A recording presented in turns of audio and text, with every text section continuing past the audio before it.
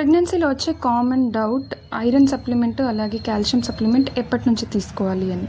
ఇప్పుడు కొత్తగా కన్సీవ్ అయిన వాళ్ళకి చాలా కామన్గా వచ్చే డౌట్ అనమాట ఇది. సో ఇది వచ్చి నేను ఈ వీడియో మీకు చాలా యూస్ఫుల్ అవుతుందని అనుకుంటున్నాను. కొత్తగా కన్సీవ్ అయిన వాళ్ళకి ఐరన్ అండ్ కాల్షియం సప్లిమెంట్స్ అనేవి మనకి 4th మంత్ నుంచి స్టార్ట్ చేస్తారండి.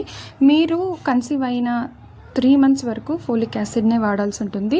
దాని తర్వాత మీకు ఈ ఐరన్ ట్యాబ్లెట్ అలాగే కాల్షియం ట్యాబ్లెట్ అనేది ఇస్తారనమాట.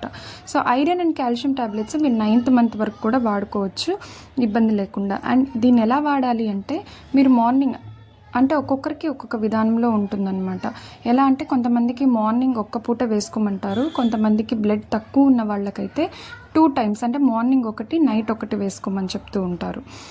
నెక్స్ట్ కాల్షియం ట్యాబ్లెట్ వచ్చేసి మధ్యాహ్నం ఆఫ్టర్నూన్ తిన్న లంచ్ తర్వాత మనం కొంతసేపు గ్యాప్ ఇచ్చి దాని తర్వాత మనం కాల్షియం ట్యాబ్లెట్ అనేది వేసుకోవాల్సి ఉంటుందన్నమాట. సో ఇలా కాల్షియం అండ్ ఐరన్ ట్యాబ్లెట్స్ చాలా యూస్ఫుల్.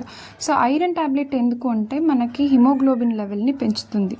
సో మనం తీసుకునే ఫుడ్లో ఐరన్ రిచ్ ఫుడ్ ఉంటే మీరు ఒక ట్యాబ్లెట్ వేసుకుంటే సరిపోతుంది.